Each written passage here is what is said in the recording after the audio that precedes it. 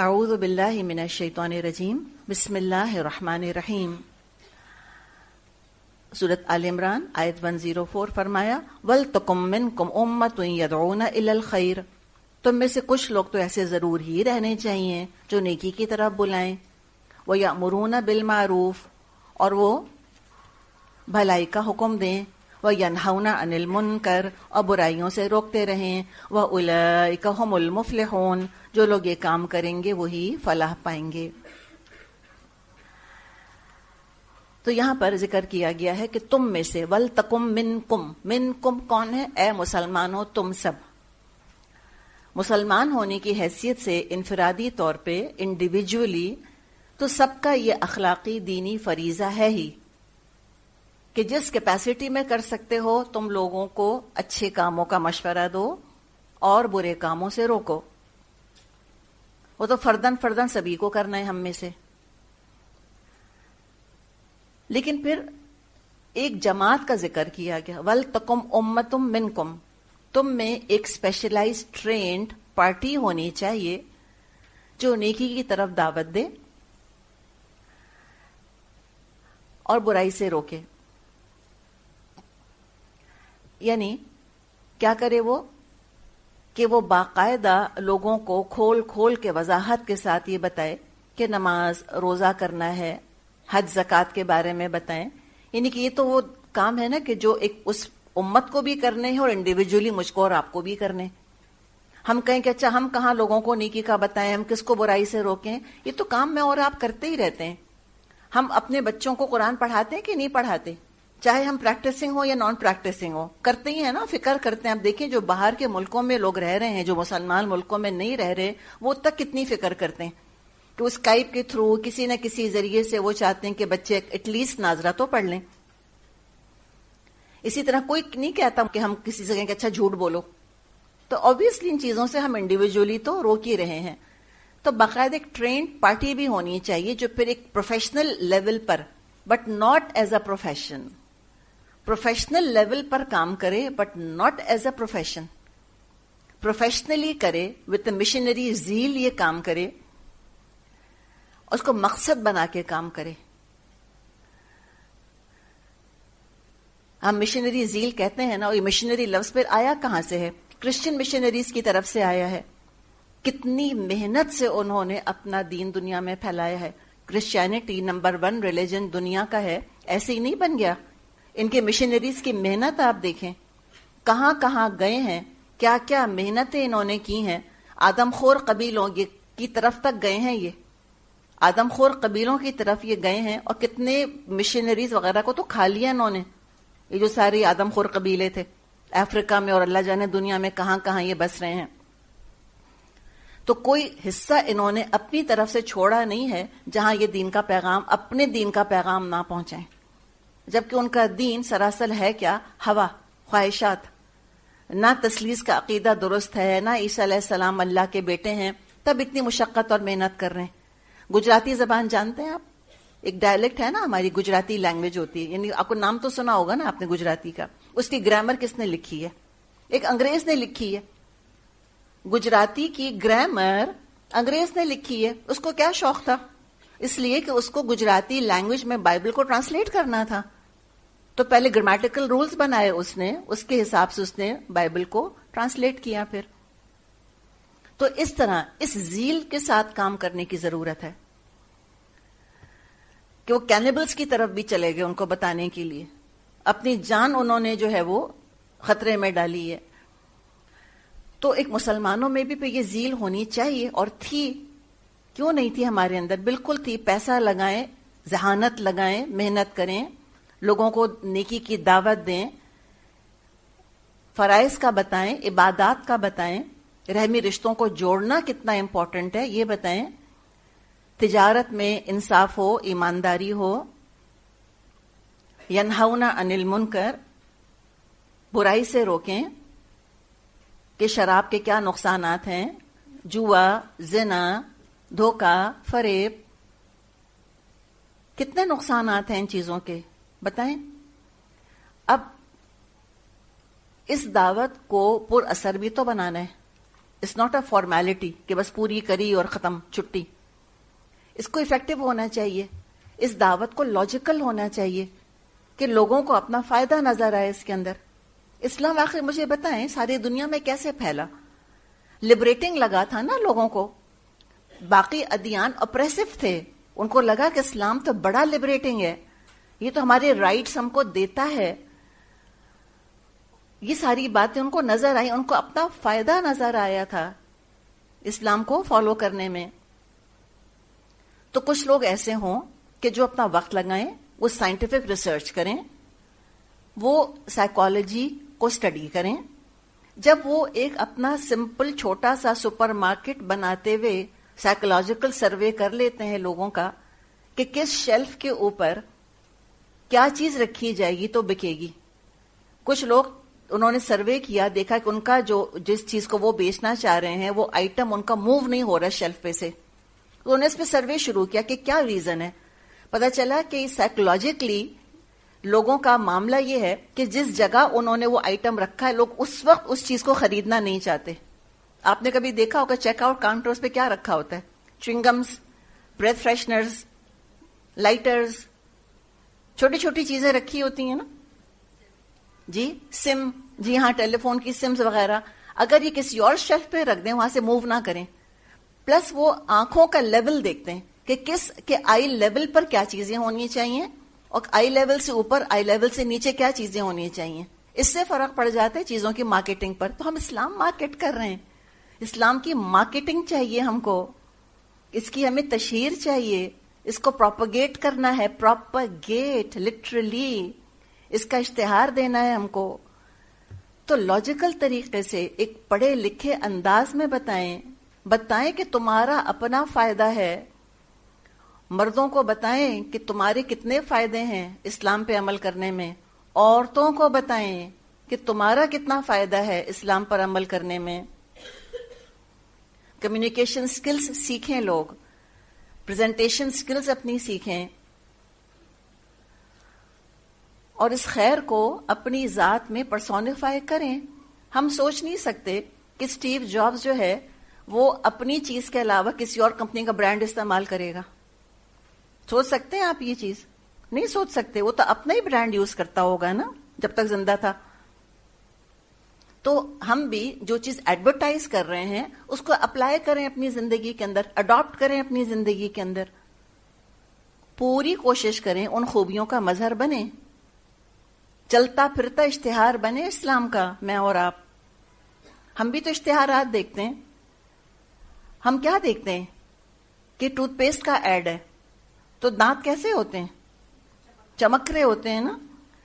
اگر ہم دیکھتے ہیں پین کلر کا ایڈ ہے تو ہم کیا دیکھتے ہیں کہ ریلیف آ رہا ہے. وہ کہہ رہے ہیں ہے تو پین کلر لیکن میں تو سر میں درد اتنا ہے. یہ ہے تو ٹوتھ پیسٹ, فائدہ کچھ نہیں ہے اس کا, یوز لیس ہے بالکل. تو مجھے بتائیں کوئی ایڈ ہوگا؟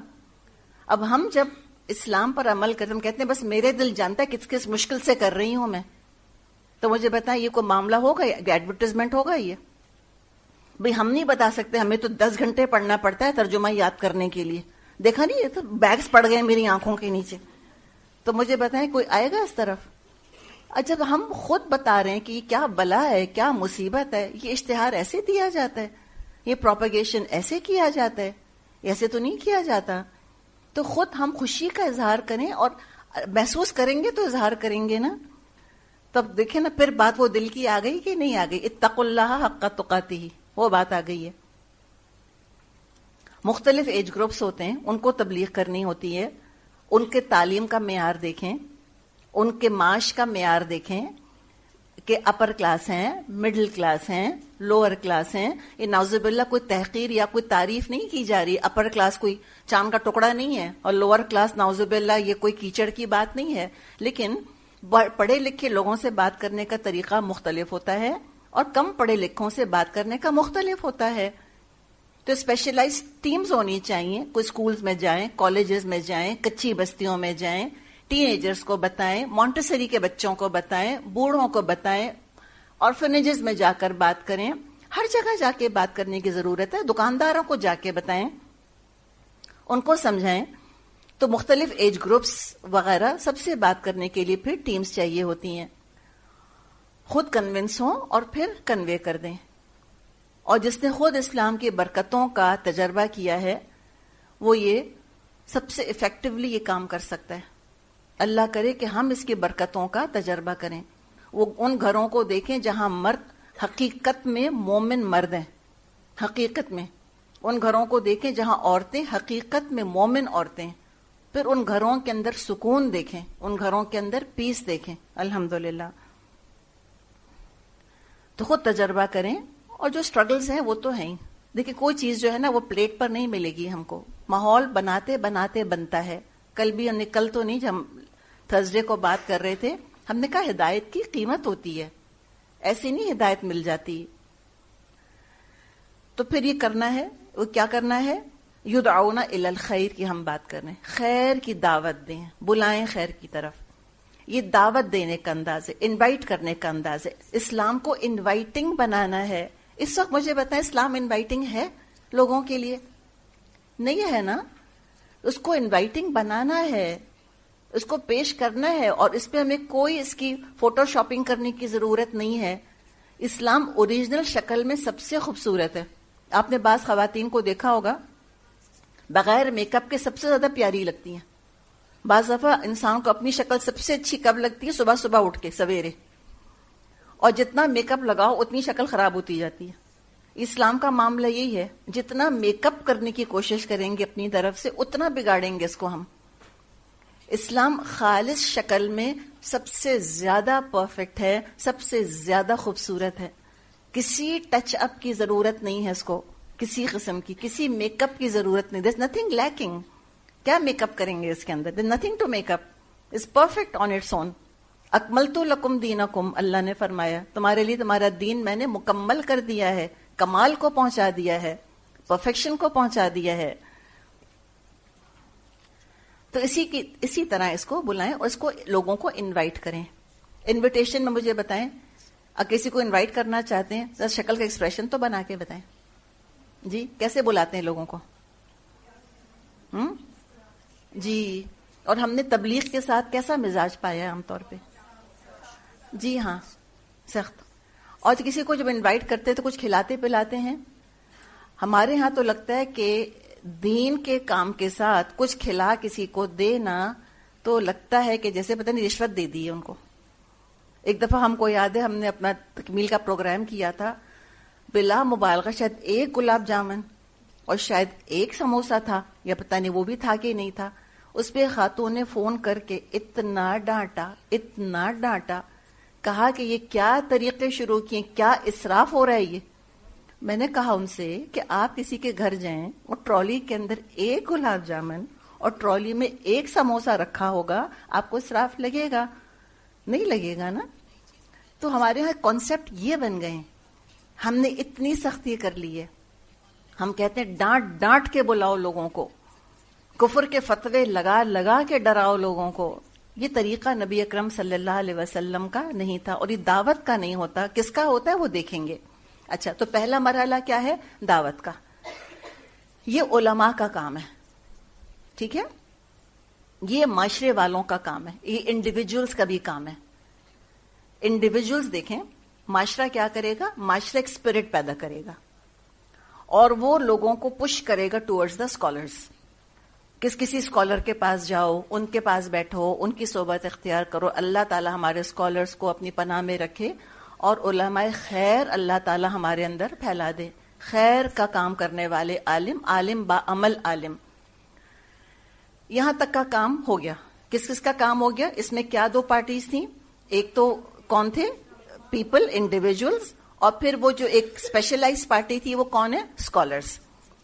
اور اسکالرز میں کیا اچھی اگر انگریزوں کو اسکولز میں پڑھانا ہے, مثال کے طور پہ اسکول میں جا کے اسلام پڑھانا چاہتے ہیں, انگلش آنی چاہیے نا. اگر فرانس میں جا کے پڑھانا ہے کسی کو, فرانس میں جا کے ہم کو اسلام پھیلانا ہے, کون سی لینگویج آنی چاہیے؟ فرینچ. اگر کسی نے ڈکلیئر کر دیا کہ انگریزی بولنے والے کافر ہیں, تو مجھے بتائیں آگے اسلام پھیلے گا؟ اور یہ گزر چکا ہے ہم پہ یہ دور. ہم نے کہا کہ جو انگریزی بولتا ہے وہ کافر ہے. اتنی نفرت انگریزی سے کہ یہ انگریز ہیں, انگریز جو انگریزی بولتے ہیں. زبانیں سیکھیں گے نہیں تو تبلیغ کریں گے کیسے؟ تو بہترین انگلش بولیں, کوئی گرامیٹیکل مسٹیک نہیں ہونی چاہیے. اچھی طرح سے بولیں، پنجابی بولیں، بہترین. گاؤں میں جا رہی ہیں انگریزی میں لیکچر دیں گی جا کے، hi how are you, WhatsApp, ایسے کہیں گے ان کو؟ نہیں کہیں گے. بہترین پنجابی آنی چاہیے، بہترین سرائی کی جو بھی زبان ہے اچھی سیکھیں. اللہ تعالیٰ کو بہت اچھا لگتا ہے کہ جب بندہ کام کرے تو اس کو پرفیکشن کے، ایکسلنس کے لیول پر لے کر جائے. کام اچھی طرح کرنا چاہیے. تو اب یہ کام ایک ہو گیا نا، ایک لیول پر آ گیا. اب اس سے اوپر ایک اور لیول ہے، وہ کیا ہے؟ یامرون بالمعروف وینہون عن المنکر. اس کے لیے اب کیا ہے؟ حکومت کی طاقت چاہیے، ریاست کی طاقت چاہیے. ول آف دا گورنمنٹ جس کو کہ ہم کہتے ہیں. مثال کے طور پہ ول آف دا گورنمنٹ کیسے کام کرے گی؟ نماز کے لیے ہم نے اور آپ نے اپنے اسٹوڈنٹ سے کہہ دیا، ہم نے اور آپ نے اپنے بچوں سے کہہ دیا، رائٹ؟ اور ہم نے پھر ان کو کسی عالم سے نماز سکھوا دی، الحمدللہ. ٹھیک ہے. اب گورنمنٹ کا کام کیا ہے؟ کہ نماز کو انکریج کرے، اچھی مسجدیں بنائے کہ لوگ جانا چاہیں. گندی، بدبودار، ڈارک، ڈنجی، لٹرڈ مسجدیں نہ ہوں کہ انسان وہاں داخل ہو تو اس کا دل وحشت میں مبتلا ہو جائے. صاف ستھری ہوں، خوبصورت مسجدیں ہوں. انسینٹیو لوگوں کو دیا جائے کہ تم نماز کے لیے ٹائم نکالو، تم نماز پڑھو. جیسے کہ ہم عرب کنٹریز کے اندر دیکھتے ہیں، کوئی نماز پڑھنا کسی کے لیے مسئلہ نہیں ہے. ہر جگہ غسل خانے، ہر جگہ وضو خانے، عورتوں کے، مردوں کے، صاف ستھرے، صابن ہیں، تولیے ہیں، الحمدللہ قالین بچھے میں ہیں، الحمدللہ خوشبودار مسجدیں ہیں. یہ گورنمنٹ کا کام ہے نا. یہ میں اور آپ تو نہیں بنا سکتے ہر جگہ کہ پلاٹ لے لے کے مسجدیں بنائیں. تو اب یہ گورنمنٹ کا کام ہے. پھر جیسے ول آف دا گورنمنٹ ہم کہہ رہے ہیں نا، ول آف دا گورنمنٹ ہے. اب دیکھیں پاکستان کی جو گورنمنٹ ہے اس کی ول ہے نا کہ جمعے کے لیے وہ ٹائم دیتی ہے لوگوں کو. اگر وہ جمعے کے لیے ٹائم نہ دے تو لوگوں کے لیے جمعہ پڑھنا مشکل ہو جائے، رائٹ؟ ہماری گورنمنٹ آپ دیکھیں کہ رمضان میں ٹائمنگز ہلکے کرتی ہے کہ نہیں کرتی. تو یہ تو کون کرے گا؟ یہ میں اور آپ تو نہیں کر سکتے. یہ تو ول آف دا گورنمنٹ ہوگی نا اس کے پیچھے. تبھی تو پھر جو امر بالمعروف ہوگا کہ لوگوں کو نیکیوں کا حکم دیا جائے. پھر وہ کہتے ہیں کہ بھئی ریسٹورینٹس وغیرہ کھلے کھلے مت چلائیں آپ. یہ گورنمنٹ ہی کر سکتی نا، میں اور آپ جا کے تو نہیں دکانیں بند کرا سکتے. تو رمضان کا احترام نظر آتا ہے کہ نہیں نظر آتا؟ ایک ماحول بنا ہوتا ہے. کوئی نہیں بھی روزہ رکھتا تب بھی وہ سڑک پہ کھڑا ہو کے کھانا کھانے میں شرمندگی تو محسوس کرے گا. تو یہ دیکھا آپ نے، یہ ماحول ہے جو کہ اس طرح سے بنایا جاتا ہے. اور پھر اسی طرح مثال کے طور پہ ول آف دا گورنمنٹ ہو سکتی ہے کہ اولاد کو ذمہ دار ٹھہرایا جائے کہ بوڑھے والدین کا خیال رکھنا ہے. کوئی انسینٹیو دے، جیسے باہر کے ملکوں میں ہم دیکھتے ہیں وہ ٹیکس ریبیٹس وغیرہ کی یا کسی انسینٹیو کی بات کرتے ہیں کہ پیرنٹس کو اولڈ ہومز میں نہ ڈالو، اپنے پاس رکھو. تو ٹیکس میں اتنی کمی تمہاری کر دیں گے، ہم تم کو یہ ہیلپ فراہم کر دیں گے، کوئی ہاؤس ہیلپ تم کو مل جائے گی، وغیرہ وغیرہ. یہ بہت کچھ ہو سکتا ہے اس میں. یا کوئی سزاؤں کا نظام ہونا چاہیے. تو ول آف دا گورنمنٹ ہوگی نا، تبھی تو پھر یہ ہوگا کہ رشوت لینے والوں کو سزا دی جائے. کہ میں اور آپ تو سزا نہیں دے سکتے ان کو. تو یہ ہے دراصل کہ یامرون بالمعروف، حکم دیں گے پھر وہ معروف کا، وینہون عن المنکر، اور وہ روکیں گے قوت کے ساتھ برائی کو. تو دعوت کا مرحلہ ہوا، پھر عمل بالمعروف کا مرحلہ ہوا. اچھا، عمل بالمعروف اور نہیں عن المنکر کی شرطیں بھی ہیں، انڈیویجول بیسس پر بھی اس کی شرطیں ہیں. اگر میں اور آپ یہ کام کر رہے ہیں نا تو اس میں کرنا کیا ہوگا؟ اس کی 5 شرطیں بہت امپورٹنٹ ہیں. پہلی چیز، اب ہم کسی کو نیکی کا حکم دیں اور برائی سے روکیں، سب سے پہلے علم ہونا چاہیے شریعت کا. پتا تو ہو کہ کس چیز کا حکم دینا ہے اور کس چیز سے روکنا ہے. سب سے زیادہ کنفیوژن اسی لیول کے اوپر ہے کہ العلم بالشرع نہیں ہے لوگوں کے پاس. شرع عین آخر میں آئے گا. یا تو بلا وجہ کی سختی کریں گے، جیسے سننے میں آیا ہے کہ یہ کہا جاتا ہے کہ اگر تراویح نہیں پڑھو گے تو روزہ قبول نہیں ہوگا. یہ سنا ہے آپ نے؟ اس طرح کی باتیں سنی ہیں کہ جمعے کی نماز پڑھو پھر احتیاطی ظہر بھی پڑھ لو. یہ بھی کسی نے بتایا اس دن کہ وہ جمعے کی بھی نماز پڑھتے ہیں پھر ظہر بھی پڑھتے ہیں آ کر. تو یہ کیا ہے؟ یہ شریعت کا علم نہیں ہے، بلا وجہ کی سختی ہے. تو یہ نہیں ہونا چاہیے. یا متعلقہ یا بیوہ کی شادی کو خلاف اسلام سمجھنا، اس پر باتیں بنانا. دین والے جب یہ کام کریں گے تو مجھے بتائیں پھر ہوگا کیا؟ تو شریعت کا علم بلا وجہ سختی نہیں ہونی چاہیے اور بلا وجہ کی نرمی نہیں ہونی چاہیے کہ پانی موجود ہے اور لوگوں سے کہا تیمم کر لو. بھئی کیسے تیمم کر لو جب پانی موجود ہے؟ تیمم کی تو شرط ہے کہ پانی یا تو بہت تھوڑا ہے یا آؤٹ آف ریچ ہے، موجود ہی نہیں ہے تبھی تو تیمم کریں گے. تو بلا وجہ لوگوں کو تیمم کی اجازت دے دینا جبکہ صحت وغیرہ کی بھی کوئی مجبوری نہیں ہے اور پانی بھی موجود ہے، یہ نہیں کرنا چاہیے. تو ایک شریعت کا علم ہونا چاہیے. نمبر 2، لوگوں کے حال کا علم ہونا چاہیے. العلم بالحال. ایک خاتون ہے، سب نماز پڑھ رہے ہیں، وہ نماز نہیں پڑھ رہی، خود بخود نتیجے پر پہنچ جائیں گے کہ نماز ہی نہیں پڑھتی، ان کے حال کا پوچھا ہی نہیں. تو پہلے پوچھیں کہ نماز کا وقت ہو گیا ہے، کیا آپ کو نماز پڑھنی ہے؟ پہلے پوچھیں، کیا پتہ وہ گھر سے پڑھ کر آئی ہوں، کیا پتہ کوئی اور ایسی مجبوری ہے جس میں ان کو نماز نہیں پڑھنی. 10 چیزیں ہو سکتی ہیں. تو بعض دفعہ لوگوں کے حال کا بھی نہیں پتا ہوتا ہم کو، اور ہم ان پر اس طرح تبلیغ شروع کرتے ہیں کہ وہ اور اکھڑ جاتے ہیں بالکل اسلام سے. پھر تیسری چیز جو امپورٹنٹ ہے وہ یہ ہے کہ کسی برائی کے روکنے کی وجہ سے، یہ بہت امپورٹنٹ ہے، کسی برائی کے روکنے کی وجہ سے اس سے بڑی برائی وجود میں تو نہیں آ رہی، یہ بھی دیکھنا ہوتا ہے. نہیں انل منکر کر رہے ہیں تو کہیں ایسا تو نہیں ہے کہ ایک چھوٹی برائی سے روک رہے ہیں اور بڑی برائی وجود میں آ رہی ہے. مثال، کوئی نوجوان ہے، لڑکا ہے، بہت شوق سے باجماعت نماز پڑھتا ہے یا بہت شوق سے حدیثیں یاد کر رہا ہے یا حفظ کر رہا ہے، ٹھیک، لیکن اس کی داڑھی نہیں ہے. ٹھیک ہے، اب اس سے یہ کہنا کہ داڑھی نہیں ہے تمہاری، فائدہ کیا تمہاری نماز پڑھنے کا؟ تمہاری تو داڑھی ہی نہیں ہے، کیا فائدہ حفظ کرنے کا؟ پتا چلا کہ اس نے حفظ بھی چھوڑ دیا یا باجماعت نماز بھی چھوڑ دی اور داڑھی بھی نہیں رکھی، تو دونوں سے گیا نا. سمجھ آئی آپ کو بات؟ اور یہ بھی ہمارے یہاں بہت ایشو ہے. کتنا اسٹرگل کر کے، اتنا اسٹرگل کر کے بعض خواتین بہت جہاد کر کے حجاب شروع کرتی ہیں. نہ ہمیں حال کا پتہ، نہ ہمیں شرائط کا پتہ. اب وہ میاں کو منع منو کے کچھ کر کرا کے انہوں نے بہت خوبصورت سا، کوئی ڈیکوریٹڈ سا انہوں نے حجاب لینا شروع کیا. ہم نے دیکھ لیا ان کو، ہم نے کہا یہ کوئی حجاب کیا ہے تم نے؟ یہ کوئی حجاب ہوتا ہے؟ سیکوینس تو دیکھو اس کے اوپر، ڈائمونٹس تو دیکھو اس کے اوپر، کوئی ریڈ رنگ کا حجاب ہوتا ہے کوئی؟ پتہ چلا وہ بھی اتار دیا انہوں نے. تو کیا ہوا کہ ایک چیز جو کہ بہت چھوٹے درجے کی تھی اور ابھی کہنے کی ضرورت نہیں تھی، حال نہیں پتا، کچھ نہیں پتا، اور اتنا کرٹیسائز کیا کہ وہ اس سے بھی گئے. یہ ہوتا ہے ہمارے یہاں. نماز پڑھنے کوئی آئی، ہو سکتا ہے پہلی دفعہ کوئی آئی ہو، ہم تو خواتین کی بات کریں گے، تو ہو سکتا ہے کہ ان کا سطر اس طرح کورڈ نہ ہو جیسا کہ نماز میں ہونا چاہیے. اب خود تو اپنے آپ کو پورا ڈھانکا ہوا ہے، تو پتہ ہے الحمدللہ.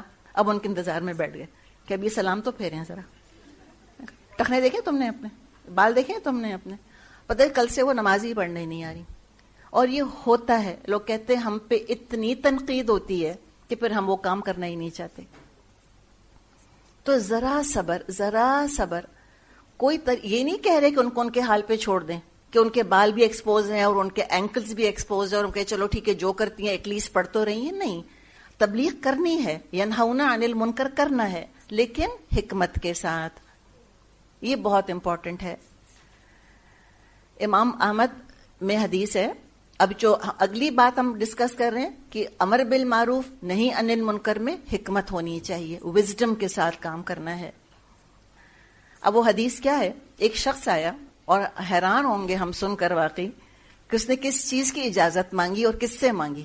نبی اکرم صلی اللہ علیہ وسلم کے پاس آیا اور آ کر اس نے زنا کی اجازت مانگی کہ آپ مجھ کو زنا کی پرمیشن دے دیجئے. ہم ہو تو اس کے ساتھ پشتوں کو اتنی سنائیں کہ وہ دوبارہ ہمارے پاس نہ آئے.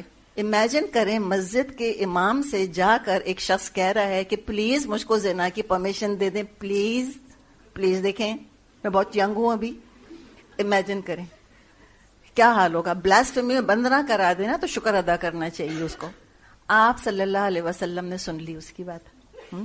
کہتے نا کہ فدا امی و ابی، لٹرلی دل سے نکلتا ہے کہ میرے ماں باپ قربان آپ صلی اللہ علیہ وسلم پر. تبھی تو آپ نے امت بنائی تھی. ہم جیسے مزاج ہوتے تو بن چکی تھی امت، کچھ نہ بنتا. آپ نے سن لی اس کی بات. فرمایا کیا تو اس بات پر راضی ہے کوئی تیری ماں، تیری بہن یا سگے رشتوں والی خواتین کے ساتھ یہ کام کرے؟ تو کہنے لگا کہ نہیں، لا ارضا، میں تو نہیں راضی اس بات کے اوپر کوئی میری بہن سے زنا کرے. تو آپ نے فرمایا جب تو اپنے لیے پسند نہیں کرتا تو دوسروں کی عزت پر کیسے حملہ کر سکتا ہے؟ بات سمجھ آ گئی اس کو. یہ ہے دراصل حکمت. پھر اگلی جو شرط ہے کہ انسان خود عمل کرے. حتی الامکان، دیکھیں میں اور آپ فرشتہ نہیں بن سکتے، لیکن انسان اپنے اوپر بھی تو نظر رکھتا ہے کہ نہیں رکھتا، یا دوسروں کو لیکچر سنانے سارے.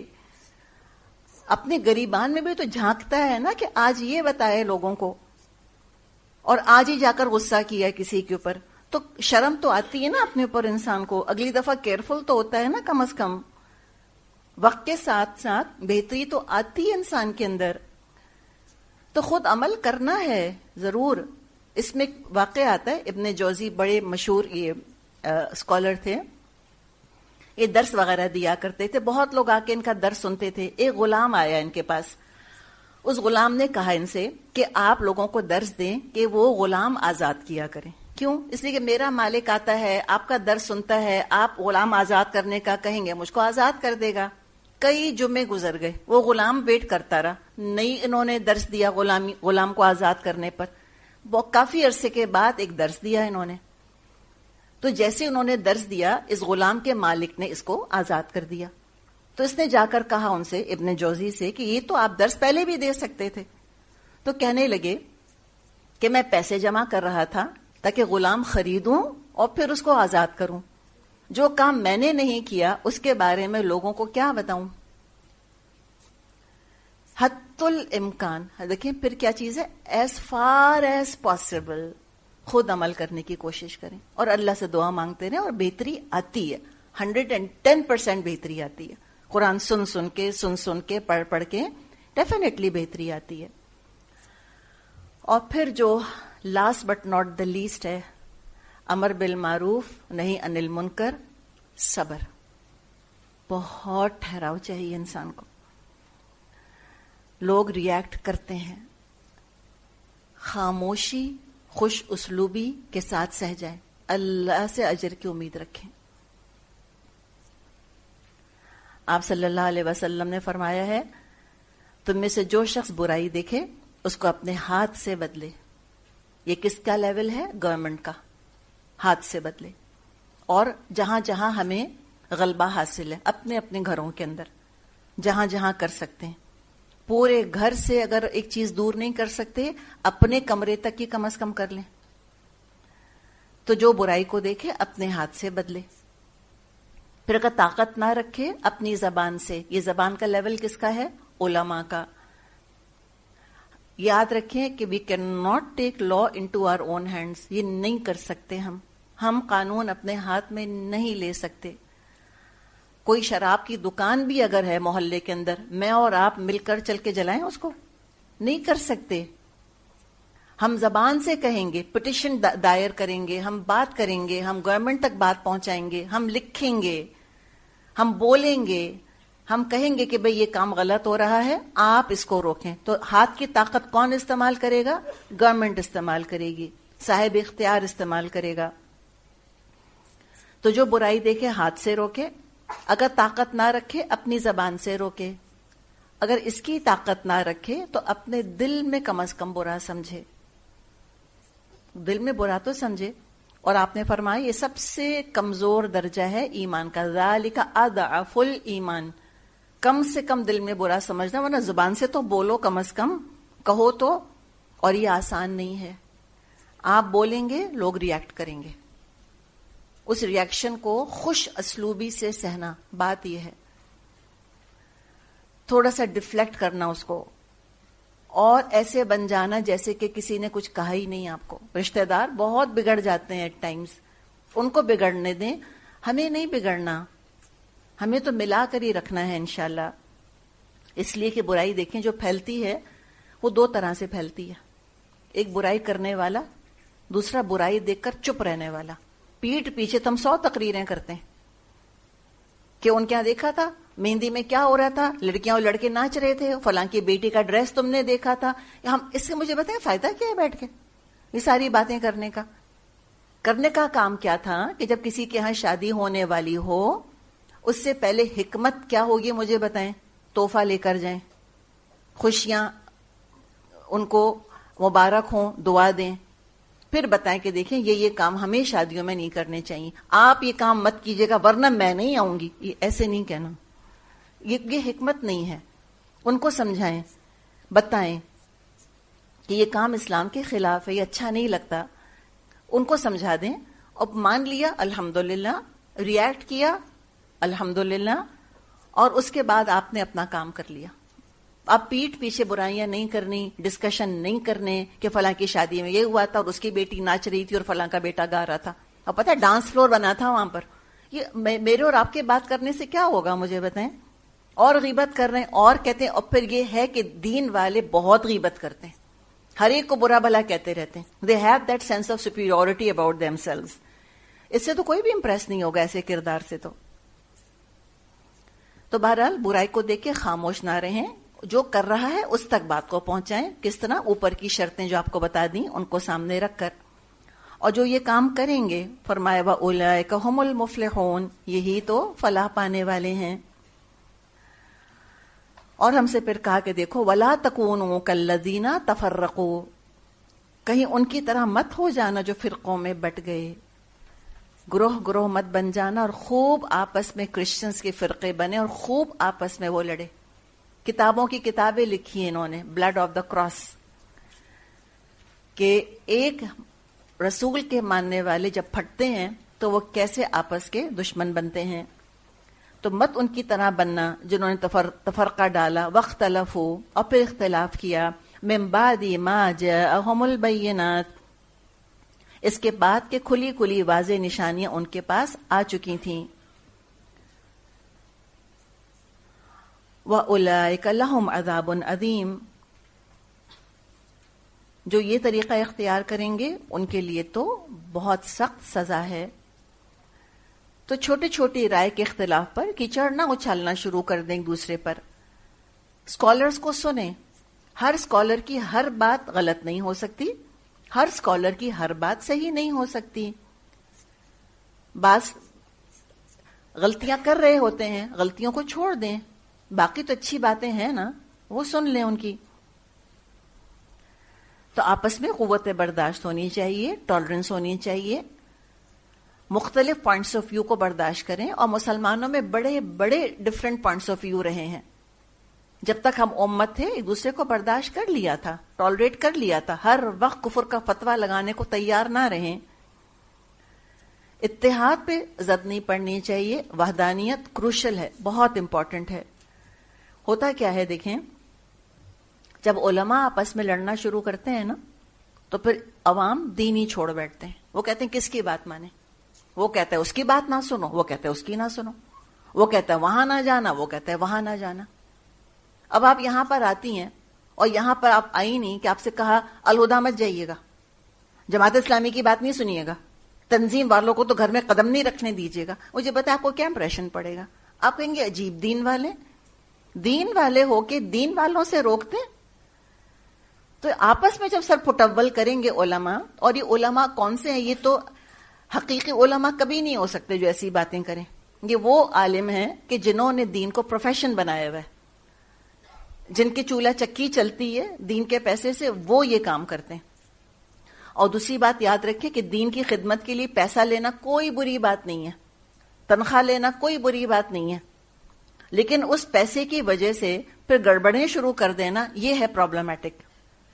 جیسے ہماری ایک جاننے والے ہیں, وہ واقعہ سنا رہے تھے کہ ان کی مسجد میں وہ نماز پڑھ کر اٹھے تو سویم کا اناؤنسمنٹ ہوا کہ ہم کل فلاں دن مسجد میں سویم ہے. تو انہوں نے کہا جا کر ان صاحب نے کہ بھئی آپ کو پتا ہے امام صاحب کہ سویم بدعت ہے.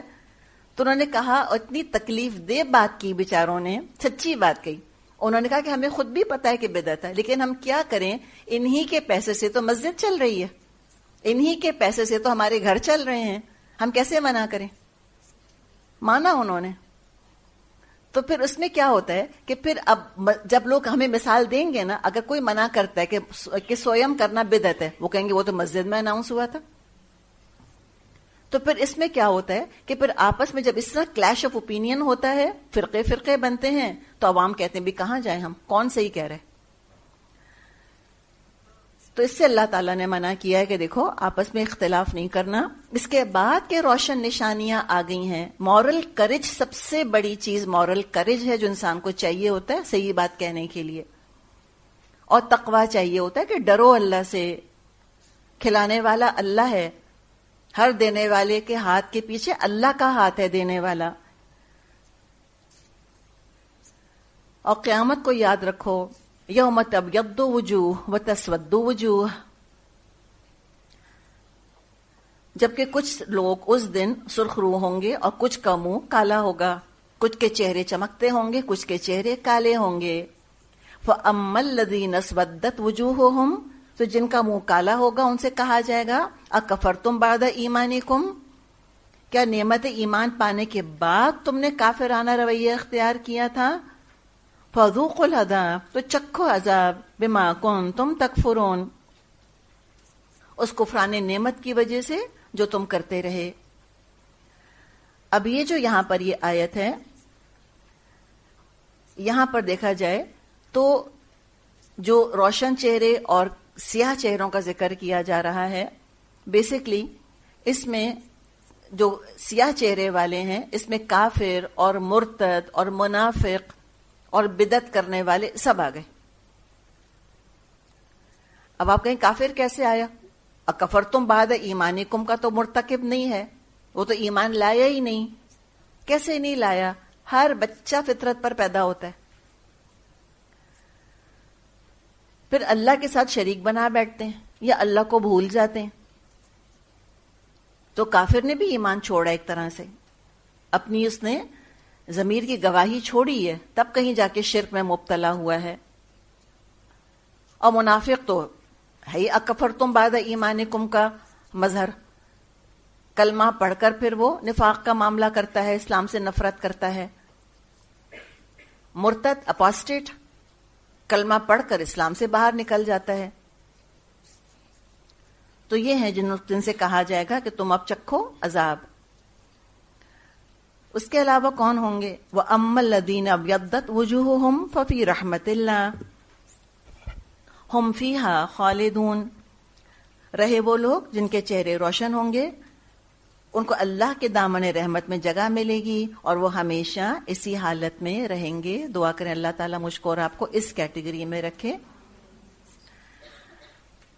اور روشن چہرے، یہ بخاری میں حدیث آتی ہے کہ آپ صلی اللہ علیہ وسلم نے، یعنی کہ مضمون یہ ہے اس کا کہ وضو کرنے کی وجہ سے مومنوں کے چہرے چمک رہے ہوں گے قیامت کے دن، اور جہاں جہاں تک وضو کا پانی جاتا ہے وہاں وہاں تک چمک رہے ہوں گے. اور آپ صلی اللہ علیہ وسلم نے فرمایا میں تم کو تمہارے وضو کے آثار سے پہچان لوں گا اور کسی اور امت کی علامت نہیں ہوگی.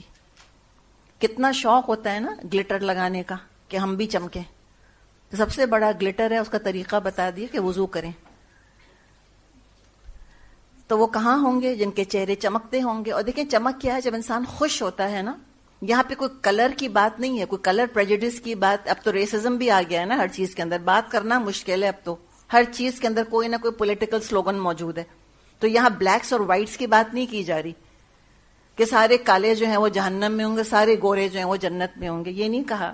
سمپل بات یہ ہے کہ جب انسان مطمئن ہوتا ہے، خوش ہوتا ہے، تو اس کا چہرہ چمک رہا ہوتا ہے، روشن سا لگتا ہے.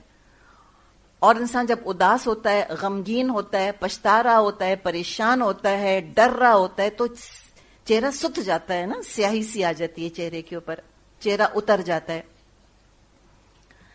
اس کی بات کی جا رہی ہے. تو جو اس طرح کے لوگ ہوں گے چمکتے چہروں والے، ففی رحمت اللہ، اللہ کی رحمت میں ہوں گے. مراد کیا ہے؟ جنت میں ہوں گے. اس لیے کہ اللہ تعالیٰ نے جنت سے کہا ہے، اور یہ بخاری کی حدیث ہے کہ انتی رحمتی، جنت سے کہا اللہ تعالیٰ نے تو میری رحمت ہے، ارحم بکی من اشاء، میں تیرے ذریعے سے رحم کروں گا جس پر میں چاہوں گا.